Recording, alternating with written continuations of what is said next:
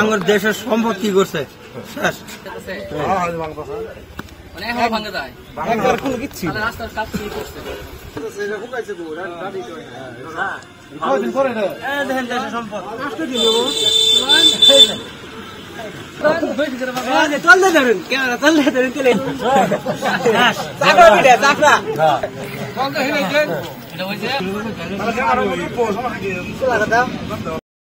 বঙ্গবন্ধু এই কাজ দুর্নীতি, এই কাজ দুর্নীতি।